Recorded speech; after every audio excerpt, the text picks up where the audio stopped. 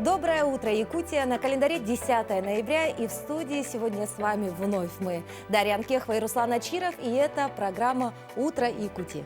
Мы вместе с вами начинаем этот новый день, и то, что мы сегодня покажем, давайте мы вас ознакомим. Сегодня День науки. В рамках этой знаменательной даты с гостями в студии мы поговорим об истории создания НПК «Шаг в будущую» конференцию. Кто стоял у истоков создания этого проекта, какое будущее ждет его. Помимо этого, во втором блоке к нам придут организаторы акселерационной программы «24 шага», который начнет свою работу сегодня в стенах главного Якутского федерального университета. Традиционно вас ждут наши постоянные рубрики «Дата и события», «Советы стилиста», «Пусть мама придет» и «Киноафиша». А сегодняшний выпуск мы завершим с нашим гостем. Это будет Дмитрий Давыдов. Он является кинорежиссером, продюсером, сценаристом. И обязательно он расскажет нам о своем новом фильме. А о каком узнаем чуть позже. Так что оставайтесь с нами и не забываем подписываться на наш телеграм-канал «Утро Якутии», а также делиться с нами своими новостями, поздравляйте своих родственников, друзей. Ну а далее мы узнаем о погоде за окном. В центральных районах температура воздуха на 6 часов утра была на отметке минус 25 градусов. В заречной группе 36 градусов ниже 0. В южных районах 9-6 градусов со знаком минус. В Вилюйской группе 21 минус 6 градусов ниже 0. В Нижнеленских 23-25 со знаком минус. В западных районах 8 градусов холода. В Колымендигирской группе улусов до минус 36, в Янских 20-33 со знаком минус. На северо-западе до минус 29. В Якутске температура воздуха на 6 часов утра была на отметке минус 25 градусов. Атмосферное давление 753 миллиметра ртутного столба. Штиль. Сегодня днем небольшой снег, ветер восточный 2,7 метров в секунду. Температура воздуха ожидается до минус 21 градуса. Ну а сейчас, я думаю, самое время узнать нашу уже ставшей традиционной рубрикой «Пока мы спали». Итак, что же произошло за это время? На территории Нижнеколымского района в связи с массовой миграцией диких северных оленей усилены контрольно-рейдовые мероприятия. Так, в эти дни госинспекторы дирекции биологических ресурсов и особо охраняемых природных территорий Якутии на местах миграции проводят мониторинг движения оленей и усиленные контрольно-рейдовые мероприятия совместно с сотрудниками отделения МВД России. Об этом сообщается в телеграм-канале «Заповедная Якутия». Жители Мугудайского наслега Чурапчинского луса по просьбе мамы военнослужащего Светланы Диадоровой собрали 2 мешка уток. Сотрудники столовой Арктического института культуры и искусств Якутии откликнулись на призыв выпотрошить и вычистить 50 штук дичи. Помимо этого они сделали шоковую заморозку, и через 2 дня продуктовую посылку из нашей дорогой республики получит столица страны. Волонтеры САХА, которые помогают раненым якутям, проходящим лечение в военных госпиталях Москвы и области, доставят каждому бойцу приготовленные вкусные гостинцы. Между тем, Якутия подает пример колоритных народных инициатив. В республике в эти дни во многих районах проводят мунху. Это традиционный способ подледной рыбалки. Суть мунхи заключается в том, что после рыбалки все односельчане делят улов между собой. В этом году улов сначала получают семьи мобилизованных. Тем временем в социальных сетях распространяется письмо солдату. По фото можно определить, что его пишет 7-летний Арылхан Аржаков. Письмо юный якутянин адресует своему отцу Анатолию Аржакову. Он пишет: «Дорогой солдат, спасибо вам за вашу отвагу и храбрость. Если встретите моего папу Аржакова Толика, передайте ему, что мы любим и ждем. Меня зовут Арылхан, мне 7 лет, 1 класс. Живем в Нерингре, мама Алисия и я. А еще 10 рыбок и 1 черепаха. Солдат, не болей, ты сильный, тебя ждут дома». На Совете Дальневосточного федерального округа подвели итоги выставки «Улица Дальнего Востока». Оценки выставляли более 30 экспертов, представляющих разные структуры: федеральные министерства и ведомства, регионы, а также федеральные средства массовой информации. По итогам которого в номинации «Лучшая культурная программа» победила Республика Саха-Якутия. В номинации «Самый технологичный павильон» лучшими стали Приморье и Камчатка, а в номинации «Лучший павильон» победила Бурятия. Отметим, что выставка «Улицы Дальнего Востока» проходит в рамках Восточного экономического форума. Тем временем ФАС утвердил увеличение тарифов на газ в России на 8,5%. С 1 декабря соответственно, это будет изменено. Приказ об этом сообщается в телеграм-канале информационного агентства «Известия.ру». Скидку при оформлении водительских прав отменят с Нового года. В 2023 году в процедуре выдачи автомобильных прав ожидается несколько изменений. В частности, больше нельзя будет получить 30% скидку при оплате госпошлины через госуслуги. Кстати, отмена льгот по оплате госпошлин не коснется 50% скидки на уплату штрафов. Она продолжит действовать. Помимо прочего, МВД в будущем году меняет правила приема экзаменов на права. Кандидатам в водители при подаче документов на прием экзаменов ГИБДД на получение водительского удостоверения не потребуется предъявлять водительскую медсправку. Также ожидается, что с 1 марта 2023 года с оборотной стороны водительских удостоверений исчезнет штрих-код. Он все равно не используется. Оригинальный способ стимулировать студентов нашли в Таджикистане. Чтобы сократить сумму контракта на 10 или 20%, потребуется выучить 400 русских слов, а также прочитать наизусть 2 стихотворения классиков русской литературы или современных авторов. Такое решение принял Совет Таджикского педагогического университета. На выполнение этого условия дается срок до 15 ноября, сообщает «Спутник». Стихи можно учить и на английском языке. Кроме того, студентам нужно выучить 400 слов и по-английски. А вот тем, кто уже оплатил обучение полностью, могут вернуть часть денег. Шоумен Джимми Киммел будет ведущим 95-й церемонии вручения премии Американской киноакадемии «Оскар», которая пройдет в 2023 году. Об этом пишет «Нью-Йорк Таймс» со ссылкой на заявление телеведущего. Киммел будет единственным ведущим церемонии. В последние годы «Оскар» проходил и без ведущих, и с 3 ведущими. Россияне рискуют не дождаться посылок из Китая к Новому году. Тем, кто заказывает покупки в китайских интернет-магазинах, стоит поторопиться, если они хотят получить товар до Нового года. Сроки доставки заказов из Китая увеличились в связи с новыми антиковидными ограничениями, которые введены в КНР. И с теми, что российские порты на Дальнем Востоке забиты. Об этом сообщают «Ведомости» со ссылкой на источники в 6 транспортных компаниях. А в селе Барагонцы Усть-Алданского района отпраздновали День комсомола.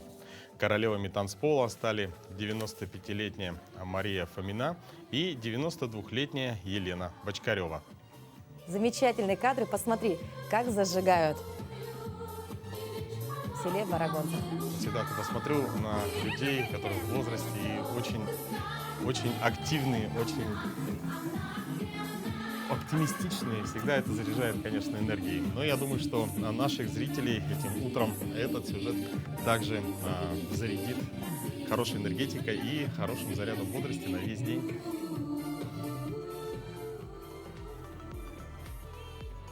А мы продолжаем наш эфир, и сейчас у нас в гостях в это утро Андрей Иннокентьевич Матвеев, доктор технических наук, академик Академии наук Республики Саха-Якутия, эксперт форума «Шаг в будущую профессию». И вместе с нашим гостем мы сегодня поговорим о проекте «Шаг в будущую профессию». Проект, который в свое время был инициирован и поддержан первым президентом Якутии Михаилом Ефимовичем Николаевым, который, кстати, на этой неделе будет отмечать свой юбилей. Доброе утро. Доброе утро. Здравствуйте. Для тех, кто не знает, что же такое вообще проект, вот этот интересный и такой достаточно глобальный, шаг в будущую профессию. Ну, «Шаг в будущую профессию» — это был проектом в 2007 году, когда начиналось это все. Ну, сейчас полноценная такая широкая программа для учащихся и преподавателей профессиональных образовательных учреждений Республики Саха-Якутия. И со своей историей, традициями и перспективой на будущее. И это на сегодня охватывает тысячи студентов, учащихся, занимаются уже наукой, да, вот, в сфере вот этой учреждений. И кульминацией вот этой программы является вот ежегодно проводимый форум. Да, вот «Шаг в будущую профессию» — это вот финальная часть, где приезжают и принимают участие самые лучшие студенты со своими самыми замечательными работами. Вот. Но, конечно, важен же и результат, да? Итогом вот этих проектов, участия ребят, что становится? Вот самая главная финальная цель. Финальная цель – это способствование вообще развитию, конечно, учащихся, да, вот, профессионального роста. Это же, будучи в самой начальной стадии, находящиеся в профессиональном образовании, они как раз благодаря участию в науке, они приобретают дополнительный, как бы, дополнительный импульс, да, в своей, как бы, учебе и профессиональном будущем своего развития, да. Это как в данном случае наука выступать как инструмент. А то, что они представляют научные работы, связанные своей, в первую очередь, по своей специальности, это очень способствует профессиональному росту. Скажите, а что ждет участников форума в этом году? В этом году 1-2 декабря у нас запланирован этот ежегодный форум. Форум у нас на сегодня это не только там научно-практическая конференция, но хотя это составляет основу, а там в форуме очень много мероприятий. Это выставки технического творчества, это олимпиады, самые различные по направлениям, это конкурсы дизайна. Ну и таких мероприятий там очень много, и в принципе оно стало уже таким полноценным, ожидаемым, да, для учащихся такой большой мероприятия. А еще вопрос один, да, вот насколько активна молодежь сейчас вот в научной работе все-таки, да, вы же следите за этим проектом не первый год, да, наверное, с самого начала, и вот хотелось бы, наверное, отметить, все-таки активнее молодежь стала, или все-таки сейчас они заняты совершенно другими? Ну вот с самого начала, да, вот когда у нас среднее профессиональное образование представлено было училищами, да, вот профессиональными училищами и так далее, тогда, ну, возникал этот вопрос, да, вот ПТУшник и вообще наука, это насколько они могут быть совместимы, да, да. Ну и тогда вот это возникает, ну потом по ходу деятельности, когда уже 16-й раз мы нынче будем проводить, 15 лет в прошлом году мы такой юбилейное мероприятие провели, но мы и констатировали, да, действительно, у нас стало уже ну, таким органическим такой связанное, то, что вот наши учащиеся это вооружились не только вот там образовательной вот деятельностью, а вот наукой, да, это вот основа познания и так далее. Андрей Иннокентьевич, вам большое спасибо, что вы сегодня посетили наш эфир. Мы желаем хорошего проведения форума. Ну а сейчас мы прервемся на небольшую паузу. Оставайтесь с нами.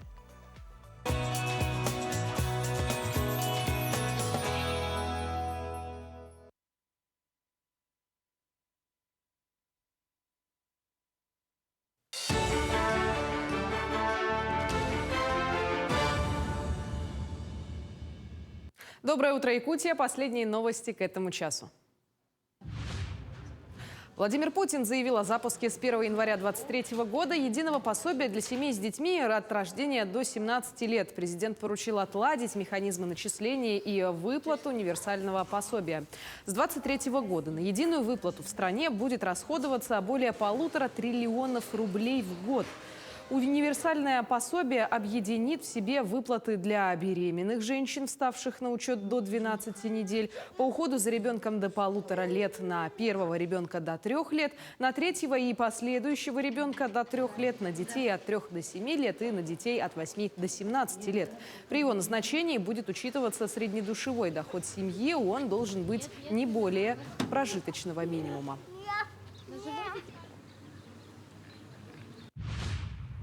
В период формирования ледостава в Амгинском районе проводится комплекс мероприятий в целях предупреждения происшествий на водных объектах. Проверки мест массового выхода на лед, выявление и перекрытие возможных выездов на лед. Сотрудники госинспекции маломерных судов и ГИБДД проводят профилактические патрулирования по направлению Амга-Усть-Мая. В данное время толщина льда составляет 12-25 сантиметров. Несмотря на это, многие нарушают запрет. В период с ноября по декабрь, то есть до наступления устойчивых морозов, он еще весьма непрочен. Также на днях начнутся работы по наращиванию ледового покрова. На левом берегу толщина льда где-то 20 сантиметров, посередине 12, а на правом берегу 25. Но структура льда не одинакова, поэтому рекомендуем, да, предупреждаем автолюбителей, до начала официального открытия переправы категорически запрещается. Студенческая дискуссионная площадка ProLife провела масштабную дискуссию по теме «Михаил Ефимович Николаев и инновационное развитие республики». Мероприятие приурочено к 85-летию первого президента, а ныне государственного советника Якутии. Михаил Николаев стал одной из самых знаковых фигур в истории современной Якутии. Большинство его начинаний пришлось на то время, когда участники нынешней встречи еще не появились на свет. Поэтому обсуждение предложенной темы, по мнению организаторов, должно стать не просто интересным, но и полезным для формирования исторической осознанности у молодежи. Нам очень приятно, что сегодня состоится дискуссия именно в рамках студенческой дискуссионной площадки ProLife, где будут представлены доклады студентов различных факультетов. Я уверен, что данное мероприятие оно будет очень полезным. И, конечно же, мы будем говорить о роли нашей молодежи по реализации тех задач, которые предстоят на предстоящие 100 лет нашей жизни, как говорится, по развитию республики. Прежде чем перейти к нашей следующей рубрике, хотелось бы напомнить, что сегодня 10 ноября. Ну и, как всегда, вот по нашей доброй традиции, утро у меня начинается с праздников. То есть я открываю телефон и смотрю, какие же праздники сегодня можно вспомнить или отметить. Вот, например, сегодня, ты не поверишь, Всемирный день курицы. То есть, я думаю, хороший повод прийти домой и приготовить какое-нибудь блюдо на ужин из курицы. А почему нет, да?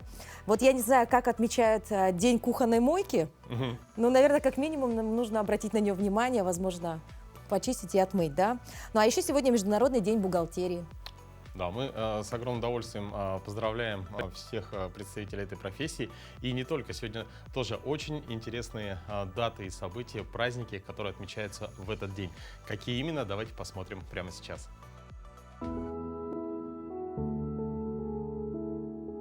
На календаре 10 ноября. Сегодня отмечают День сотрудника органов внутренних дел Российской Федерации. Всемирный день науки за мир и развитие. Всемирный день качества. Всемирный день молодежи. Международный день бухгалтерии, День бухгалтера.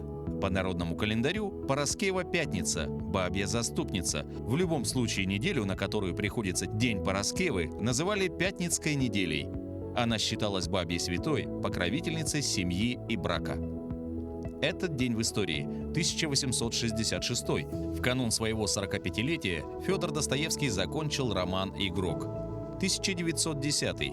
Из своего дома в Ясной Поляне ушел 82-летний Лев Толстой. 1917. День рождения советской милиции. 1933. Иван Бунин стал лауреатом Нобелевской премии по литературе. В этот день родились 1483-1546. Мартин Лютер, немецкий богослов, основатель лютеранства, переводчик Библии на немецкий язык. 1759-1805. Фридрих Шиллер, немецкий поэт, философ, историк и драматург. 1888-1972. Андрей Туполев, советский авиаконструктор, создатель самолетов серии Ту, академик. 1894-1958. Георгий Иванов, русский поэт, прозаик, переводчик. 1902-1980. Эраст Гарин, советский актер и режиссер театра и кино, сценарист, народный артист РСФСР. 1919-2013. Михаил Калашников, советский и российский конструктор стрелкового оружия. Именины сегодня: Анна, Арсений, Афанасий, Георгий, Дмитрий, Иван, Кузьма, Максим, Неонила, Николай, Павел, Прасковья, Степан, Терентий.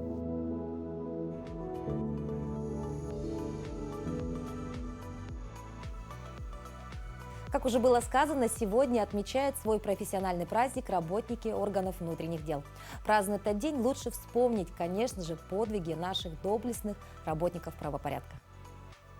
Многие, наверное, помнят 7 апреля 2015 года, когда сотрудники госавтоинспекции Роман Нефтреузов и Василий Руфов спасли от пожара жителей частного сектора по улице Крупская в столице региона. Тогда, благодаря слаженной и оперативной работе, были спасены жизни людей. Аналогичная ситуация повторилась в январе прошлого года. Так, 3 января 2021 года, около часа ночи, во время несения службы инспекторы батальона капитана дорожно-патрульной службы ГИБДД Николай Родионов и лейтенант полиции Василий Максимов получили информацию о задымлении в двухэтажном доме по улице Лонгинова в Якутске. Экипаж незамедлительно направился к месту происшествия. Здесь инспекторы сразу заметили густой черный дым, валивший со второго этажа здания. Парни забежали в дом и, не теряя ни секунды, начали стучаться в двери квартир, сообщая мирно спящим жителям о пожаре.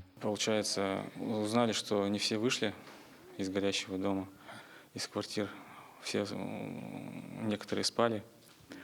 И узнали, что на втором этаже мужчина не вышел из квартиры. Ну и в 2 этапа, в 2 захода. Первый раз не получилось зайти нормально, вытащить. Наполовину вытащили, потом вышли, спустились вниз уже, намочили тряпку и опять зашли повторно. И вот человека вытащили. Ну и со 2-го этажа пришлось вытащить еще бабушку с 2 детьми. Там уже нереально было зайти через 2-й этаж. И вот через улицу вытащили. Получается так. Благодаря их оперативной работе и самоотверженным действиям люди были спасены. И, как отмечают инспекторы, таких историй много, когда, неся свою службу, они порой помогают людям. В наших суровых климатических условиях мы часто помогаем водителям, которые попали в трудные ситуации, которые машины заглохшие, забыли дозаправиться, мы всегда им помогаем. Нас не надо бояться, мы всегда придем на помощь. Вышеперечисленные истории – это пример для всех нас. Ведь помогать другим – это долг не только полицейского, но и каждого из нас. Сотрудники госавтоинспекции, чьи имена были озвучены выше, награждены медалями за смелость во имя спасения. И сегодня, отмечая День органов внутренних дел, особо приятно вспоминать такие подвиги. Сотрудники госавтоинспекции обеспечивают не только безопасность дорожного движения, но и общественную безопасность. Раскрывают и пресекают преступления, осуществляют профилактическую деятельность, всегда спешат туда, где нужна помощь.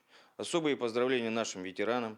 На протяжении многих лет именно они формировали образ достойного советского, а затем и российского офицера, сотрудника органов внутренних дел, сотрудников ГИБДД. Слова благодарности семьям, родным и близким каждого сотрудника. За терпение, за поддержку и понимание. Желаю всем коллегам дальнейших профессиональных успехов, крепкого здоровья, оптимизма, позитивной энергии, добра и процветания семьи. С праздником, уважаемые коллеги!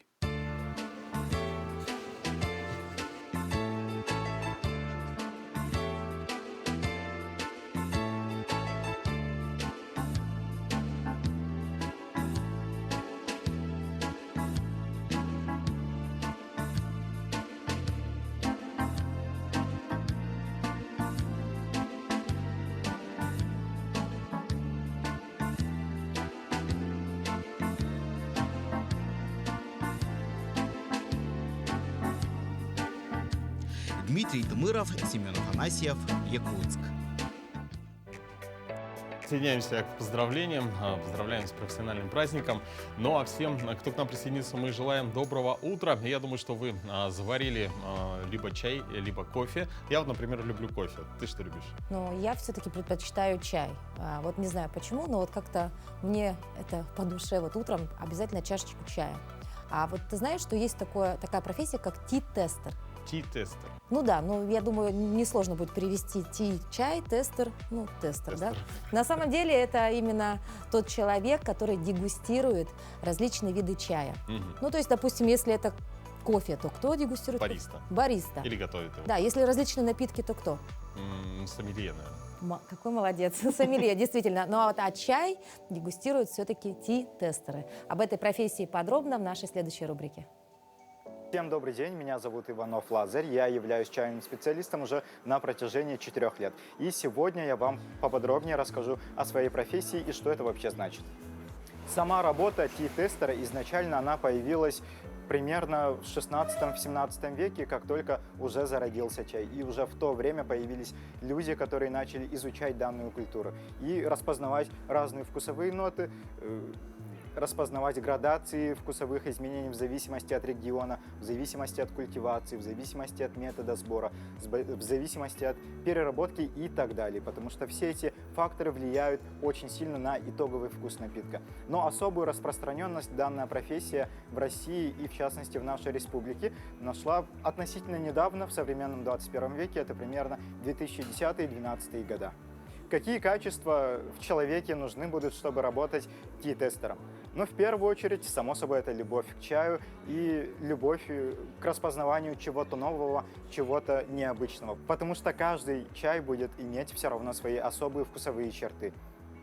Какие знания понадобятся человеку, чтобы вступить в данную профессию? В первую очередь, это даже не знание химии, биологии. Конечно, базовые элементы и базовые знания вам пригодятся, но в первую очередь это все-таки нужно будет хорошо знать процесс создания и приготовления чая. Потому что чай — это, знаете, такая удивительная штука, где, по сути, самую особую распространенность имеет камелия китайская. Это классический, истинно исконный куст, из которого делают практически все чаи. Это касается черных, зеленых, улунов, белых, красных и так далее. И вот, дорогие друзья, представьте, один чайный лист от одного и того же растения, в зависимости от региона произрастания, в зависимости от разных условий произрастания, от разных методов переработки и сбора, может быть абсолютно совершенно разным. Может идти градация от абрикоса, персика или каких-нибудь очень нежных цветковых полевых вкусов. И лично меня особенно именно это притягивает. В Северо-Восточном федеральном университете сегодня стартует акселератор «24 шага», в который включен федеральный проект. А студенты и ученые, а также исследователи и начинающие предприниматели упакуют идеи своих проектов и найдут первых клиентов.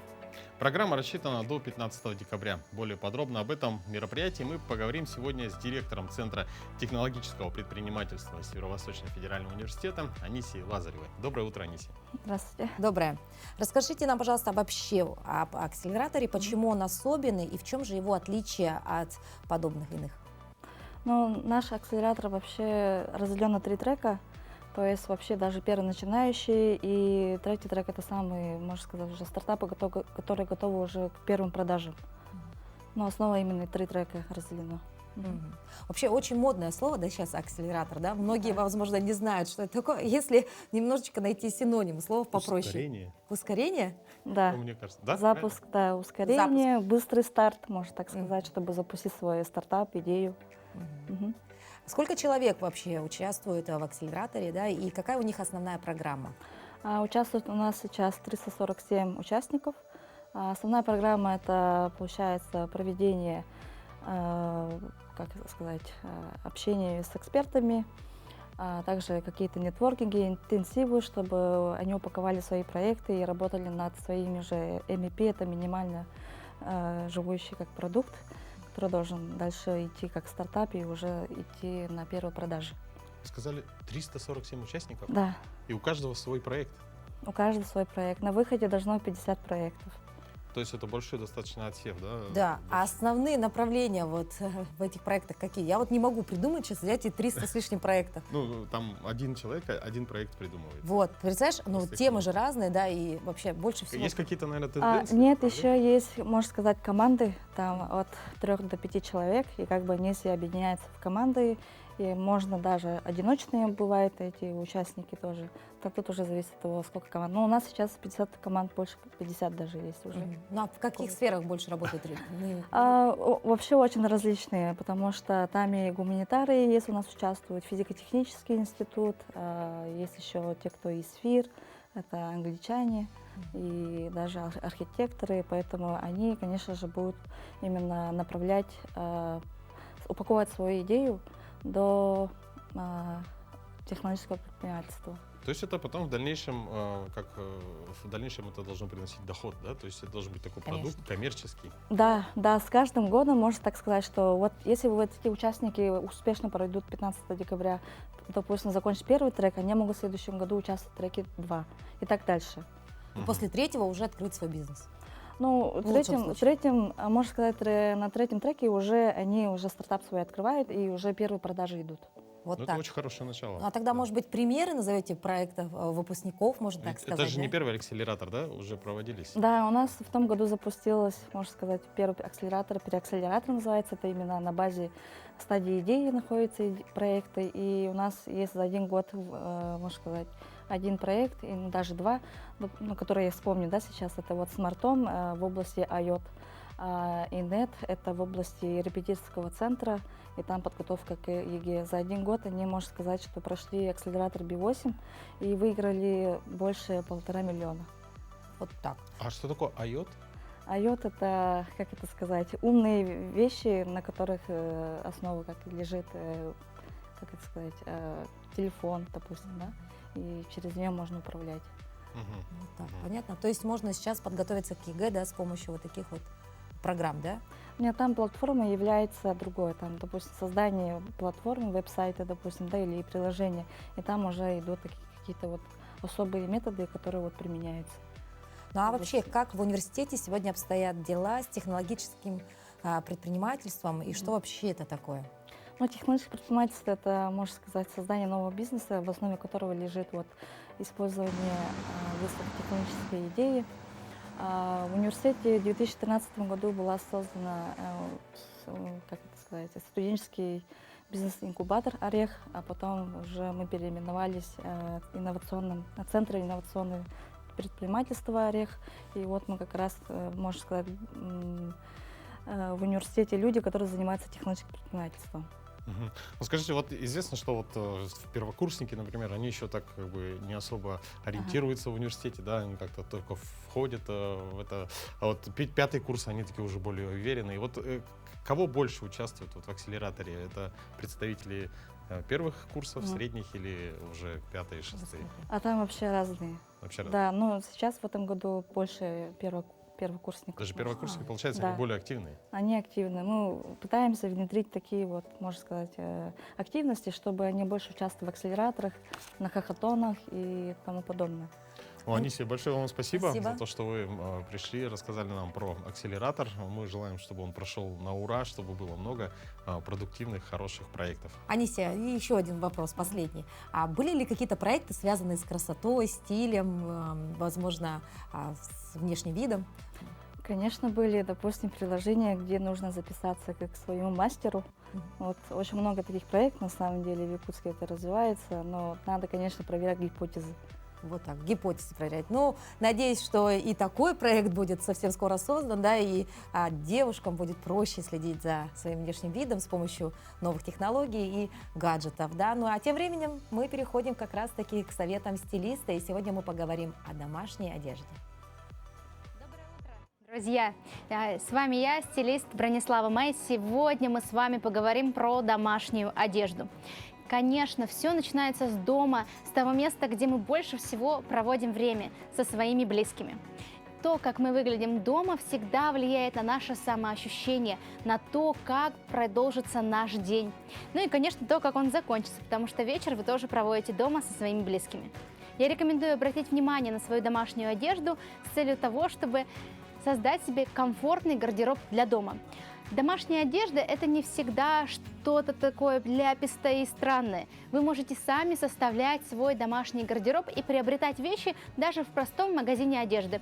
Но на что стоит обратить внимание из большого ассортимента магазина женской одежды, сейчас я вам покажу. Конечно, мы всегда с вами обращаем внимание на трикотаж. Это могут быть трикотажные топы, всевозможные свитера или брюки. Именно такие вещи будут комфортными. Выбирайте размер, в котором вам будет комфортно находиться дома. Возможно, это будет размер на 1-2 больше вашего. Также для дома идеально подойдет хлопок. Вы можете выбрать белую футболку, можете выбрать футболки разных цветов. Помните вам то, что домашняя одежда тоже должна меняться часто и выглядеть хорошо, потому что то, как вы выглядите дома, это то, как вы к себе относитесь. Белевой стиль давно внедрился в гардеробы девушек. Подобного плана платья есть у многих. Такие платья вы можете носить дома в сочетании с футболкой, с топом или же просто как самостоятельный предмет гардероба. Такой сарафан, такое белевое платье отлично будет смотреться на девушках, которые любят более женственные образы, даже дома. Вы можете дополнить его длинными гольфами крупной вязки или красивым кардиганом. Объемный кардиган – это хороший вариант для частного дома. Такой кардиган согреет вас уютными вечерами. Вы можете носить его как с белевым платьем, которое мы видели ранее, также хорошо он будет смотреться с трикотажными брюками и брюками из атласной ткани. Трикотажный костюм также хорошо подойдет для носки в прохладную погоду. Такой трикотажный костюм вы можете сочетать с объемными мягкими тапочками, он будет смотреться замечательно. Также обращайте внимание на размеры и цвет. Цвет вы можете выбрать, например, под цвет интерьера, в котором вы живете, или же тот, который вы особенно любите. Платье из сатина отлично подойдет и для повседневной носки, но мы же не забываем про то, чтобы выглядеть и дома красиво. Такое платье можно выбрать в альтернативу атласному халату. Посмотрите, как оно классно выглядит. Я рекомендую его носить как накидку в сочетании с брюками и топом, или же как самостоятельный предмет гардероба. Завязав пояс, добавив элегантные тапочки, вы можете встречать своих гостей уже в эти выходные. Домашняя одежда должна быть дышащей и, конечно же, должна легко стираться. И у вас должно быть как минимум 3 комплекта для смены, потому что именно домашняя одежда морается чаще и процент ее износа очень высокий. Обращайте внимание на ткани, в составе которых есть синтетические материалы, потому что именно они повышают процент износа и не дают застираться вещам. Платья много не бывает. Платье для дома – это прекрасный вариант того, чтобы поднять себе настроение и чувствовать себя женственно и легко. Помните, что люди, с которыми вы живете, у них тоже есть глаза, и они будут рады видеть вас в прекрасном наряде. Ну а мы передаем слово нашим коллегам из новостного отдела.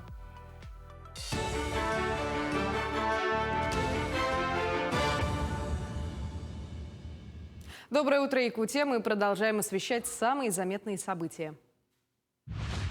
В сборе гуманитарной помощи для мобилизованных активно помогает Северо-Восточный федеральный университет.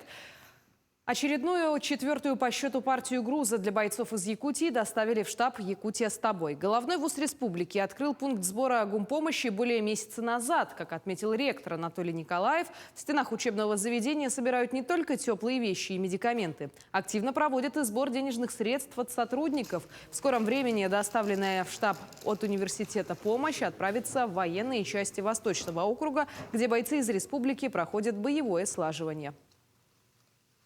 Мы, конечно, тоже волнуемся за наших студентов. Несколько студентов поехали добровольцами. Да, несмотря на то, что очники разрешено было не мобилизоваться, да, есть сотрудники, которые туда выехали. Мы, конечно же, беспокоимся, да, и правда за нами. Мы поддерживаем наше государство, президента, всех наших соотечественников, да, чтобы как можно быстрее вот эта миссия завершилась победой, да, и вот эта миссия, которую мы сегодня принесли, это не одноразовая. Мы регулярно будем оказывать помощь непосильную, которая как бы приблизит нашу общую победу. Арктическая креативная академия заработала в Якутии. Это приоритетный проект целевого фонда будущих поколений, реализуемый при финансовой поддержке Алроса. А непосредственно проводит обучение единый ресурсный центр Якутии. Основная идея этого проекта – передать гибкие навыки детям и молодежи арктических и северных районов. Благодаря проекту дети и молодежь приобретут креативные навыки в сфере киноискусства, IT, журналистики, диджитал и смогут готовить конкретные проекты на федеральном уровне. А результатом этой работы, по мнению авторов, станет создание мощного креативного сообщества детей и молодежи в арктическом регионе. Мы за 2 дня обучили, подготовили менторов, наставников среди учителей, сотрудников библиотек, музеев, клубов арктических районов для того, чтобы они работали с детьми и молодежью в точках входа, таких как библиотеки, клубы, IT-центры и креативные пространства, кстати, которые мы в рамках проекта вот в 3 районах уже открыли: в Анабарском, Булунском и Оленёкском районах. Одной из самых распространенных онкологических заболеваний у женщин по всему миру является рак молочной железы. За последние 20 лет проблема данного онкологического заболевания отмечается и у женщин чуть старше 20 лет. Как говорят специалисты, самостоятельно обнаружить опухоль на ранней стадии невозможно. В рамках Дня открытых дверей Республиканского маммологического центра у всех желающих была возможность пройти полное обследование. Стоит отметить, что в год медосмотр проходит около 10 тысяч женщин, оперируют из них около 300. Мы специализированный центр, именно Республиканский маммологический центр. У нас осмотр ведут врачи, онкологи, маммологи. Именно ищем образование, кисты в молочных железах и лечим. Каждый раз по 1 или 2 случая бывает, что эти женщины вообще не знали, что у них рак, и мы обнаруживали во время вот этих акций. К этому часу это все новости. Хорошего дня. Спасибо, Надежда. Ну а мы движемся далее. И следующая рубрика – это «Пусть мама придет», в которой мы показываем детей, которым нужна семья. И сегодня мы хотим познакомить вас с родными братьями и сестрами. Это Майя и Данил, Максим, также и Семен. Их 4 в семье. И так случилось, что они оказались в государственном учреждении. Но мы, конечно же, надеемся, что после просмотра этого сюжета они все-таки обретут свою настоящую семью. Знакомьтесь, Майя, Данил, Максим и Семен. Майя у нас очень активная девочка. Нынче перешла в 8 класс. Любит рисовать. Очень хозяйственная девочка. Всем помогает. Я люблю танцевать. Сейчас я хожу в лагерь. Танцевальные, современные танцы. И занимаюсь там, учу всякие движения, танцы. Еще я люблю готовить. А что ты умеешь готовить? Готовить я умею много чего, там разные супы, вторые, выпечку разную могу готовить. Майя очень любит своих братьев. Маленького зовут Сеня, так, средний у нас Максимка и старший Данил. Сеня в этом году закончил 1 класс. Мы очень любим рисовать, любим заниматься легой и лепить. А Максимка у нас подвижный, очень любит такие быстрые подвижные игры. И в то же время, когда садится, он тоже очень любит играть в лего. Данил у нас 5 закончил. Он в классе имеет такой вес. Он помощник старосты. Занимается Данил в военном клубе. Сейчас хожу в Молодую Якутию, там разбираем, собираем автоматы, эти магазины, патроны, собираем, разбираем. Есть свои достижения и у Максима. Это сертификат участника проекта «Безопасное поведение детей в сети интернет». Самый младший из братьев, Семен, любит заниматься творчеством. Я хочу показать вам свои рисунки. Это я делала такого чудика. Дети очень дружные, позитивные и открытые. Они помогают и поддерживают друг друга. И мы надеемся, что найдутся те, кто примет их в свою семью.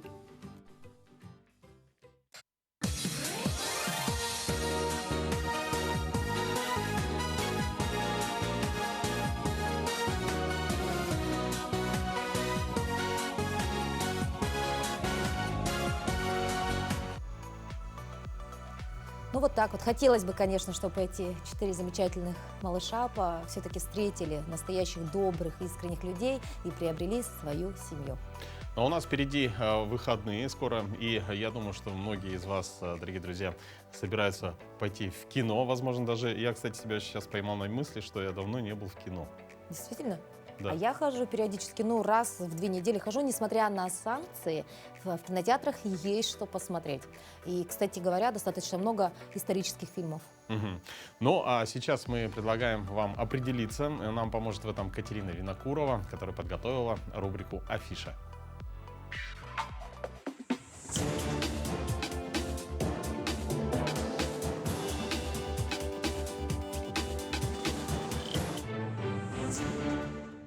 Доброе утро! Сегодня кинотеатр «Лена» представит сразу 4 новых фильма. Так нас ждет экшн-триллер «Не дыши. Начало» со Стивеном Лэнгом в главной роли. Кинолента является продолжением картины «Не дыши» 2016 года. Фильм проливает свет на жизненную историю маньяка Нормана Нордстрома. Главный герой триллера – слепой старик, живущий в лесной глуши вдали от цивилизации. Однажды у порога его хижины появляется подозрительный незнакомец. Между героями завязывается долгая откровенная беседа, а в ходе нее наружу всплывают факты и тайны, которые оба мужчины предпочли бы навсегда скрыть ото всех. К тому же выясняется, что их связывает нечто большее, чем случайное знакомство. Последствия оказываются не просто непредсказуемыми, а поистине ужасающими. Матерь Божья! Ты кто такой? Ты кто такой, я спрашиваю? И тут начинается самое интересное. Не дыши.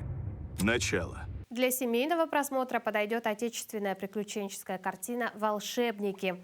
Фильм побеседует со зрителем на тему заветных желаний и цены каждого из них. По сюжету московский школьник находит волшебный артефакт – коробок спичек, который позволяет исполнять любые желания своего владельца. Этим находчивый главный герой и пользуется, приводя свою жизнь в тот порядок, который кажется ему верным. Но знакомство с юной хранительницей волшебных спичек заставляет парня пересмотреть свои взгляды на жизнь, потому что у всего на свете есть своя цена. Одинокий фантазер, которого никто не понимает. Ты кто? Для меня важнее всего хранить тайну спичек. Разве ты не мечтал летать? Лечу!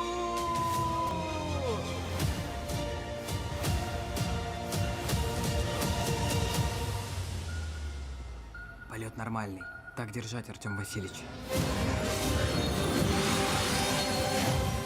В рамках проекта «Страна ДОК», развивающего прокат российского документального кино, с 10 ноября по всей стране пройдут показы на большом экране документального фильма «Ангелы Милы».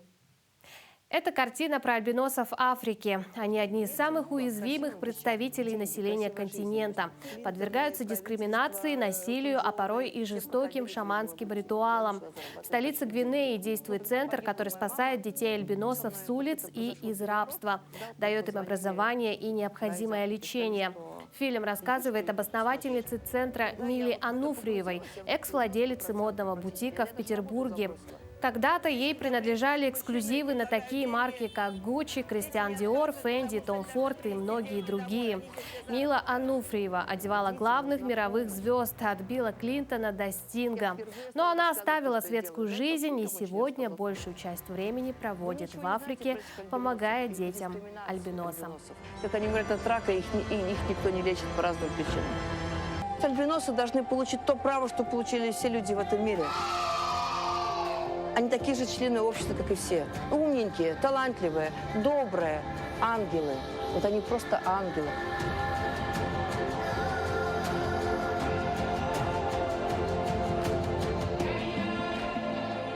Ноябрь стал богатым на долгожданные якутские кинопремьеры. Так, 24 ноября в российский прокат выходит фильм Степана Бурнашова «Наша зима». А сегодня нас ждет премьера от Дмитрия Давыдова. Кинокартина «Песни лета» повествует мистическую историю, где в далеком Саилыке живет дед с внуком. Они живут припеваючи, занимаются ремонтом построек, встречают редких гостей, но однажды находят в поле незнакомого мужчину, который не может вспомнить, кто он. С этого момента тихая жизнь заканчивается и начинаются чудеса, которые тесно переплетутся с мистикой и волшебством. Море смешных ситуаций, фольклора, радости и знакомства с неизвестным миром. Это лето запомнится главным героем надолго. Новая работа именитого режиссера из Якутии принимала участие в престижном кинофестивале «Окно в Европу». Роли персонажей исполнили Дмитрий Юрченко, Ким Новиков и Николай Солдатов.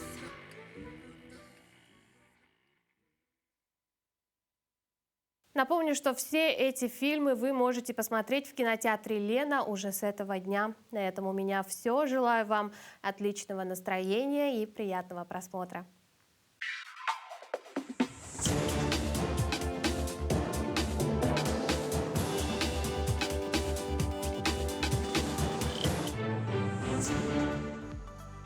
Подробнее о том самом фильме «Песни лета», который сегодня у нас будет. Да, уже премьера состоится сегодня. Мы поговорим с нашим утренним гостем. Это автор и кинорежиссер Дмитрий Давыдов. Дмитрий, доброе утро. Доброе утро. Ну, расскажите, сколько времени заняло создание кинокартины? У нас сценарий был написан в 2020 году. Он был напечатан в журнале «Искусство кино», если кто помнит, да, кто читал. То есть еще до съемок у нас любой мог ознакомиться со сценарием. А сами съемки у нас прошли в прошлым летом в Амгинском районе. Всего у нас, мы работали месяц до этого, хотя была большая подготовка, да, мы целый месяц шили эти костюмы.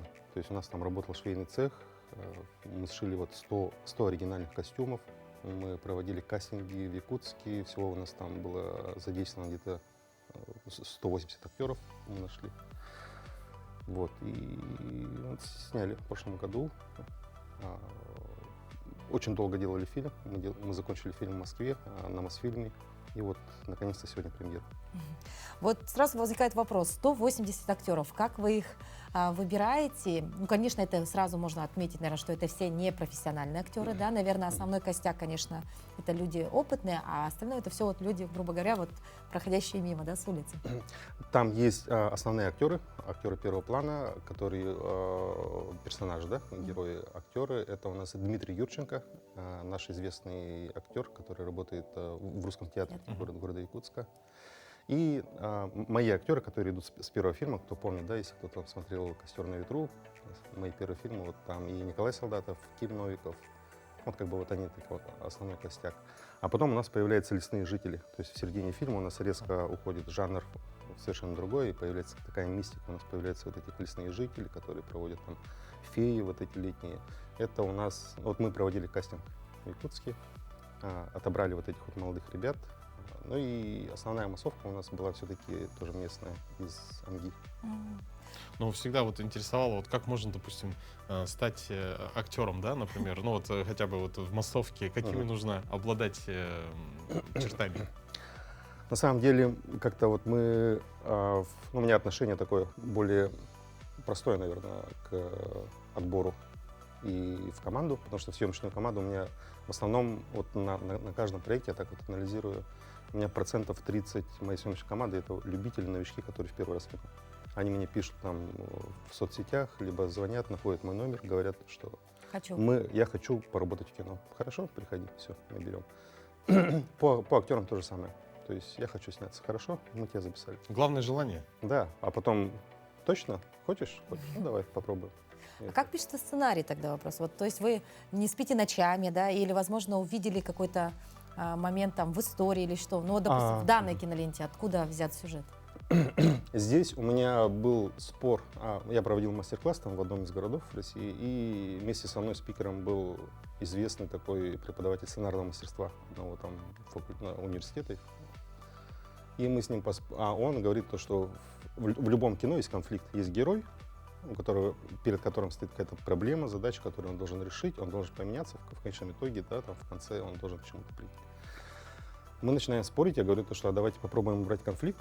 У нас есть персонаж, герой, у нас нет конфликта. Что он будет 1,5 часа делать?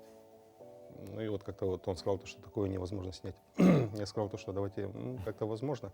Но это не то, что вызов ему был, просто мне самому стало интересно снять фильм, где нет антагониста, где нет какого-то глубокого там смысла, который надо искать. То есть фильм впечатление, когда ты приходишь в кинотеатр, и вот у нас был пресс-показ недавно, там прямо, да, вот зрители, вот основная задача наша, я думаю, что мы справились. Зрители выходили, они забывали все вот эти свои проблемы и говорили то, что мы просто забывались, входили в транс, вот этот вот, ну, прямо вот эти вот впечатления летние из детства, да, какие-то фантазии. Вот, ну, то есть погружались в атмосферу. Да, окунались туда. И, в принципе, вот это основная задача вот этого фильма. Скажите, а если как, ну, сейчас наше кино, оно достаточно так, ну, хорошо развивается, а есть ли поддержка со стороны региональных властей? Ну, у нас был разговор тогда с нашим Илдарханом. С 2020 года у нас идет поддержка. Ну, там понятно, что в этом году все сложновато, и мы как бы до сих пор ее ждем. Надеюсь, что что-то будет. Да, но поддержка идет. Какие еще кинофильмы ожидать от вашей команды в будущем? Уже работаете над чем-то? Я посоветую, у нас есть кинокомпания, АМА Продакшн называется, да, и вот буквально после меня, 24 ноября, я всех приглашаю в кино на фильм вот «Наша зима» Степана Бурнашова. Это замечательный фильм. Вообще на любое якутское кино, я думаю, стоит ходить. Обязательно, да? Ну, не в плане там патриотизма, а в плане интереса, потому что оно всегда другое, всегда какое-то вот, ну, это очень интересно следить за вот этим событием якутского кино. Уже сегодня состоится премьера. Где она будет проходить? Во сколько? С сегодняшнего дня во всех кинотеатрах республики, да, в любом кинотеатре, билеты в продаже можно купить и прийти. Ну, скажите, вот, допустим, еще какие-то планы, ну, может быть, такие, может быть, не знаю, еще только в разработке, идеи, какой фильм снять? Нет, у нас находятся проекты в разработке. Мы в этом году сняли хоррор. Это вот тоже такой жанр, интересный для меня. Но вот сейчас мы находимся на посте, на монтаже, и в следующем году представим его. Спасибо большое. Спасибо большое. Да, мы желаем вам творческого вдохновения обязательно. Спасибо. Ну и, конечно, ждем новых премьер. Спасибо. Дорогие друзья, ну а вам желаем отличного настроения, хорошего утра и до новых встреч в эфире.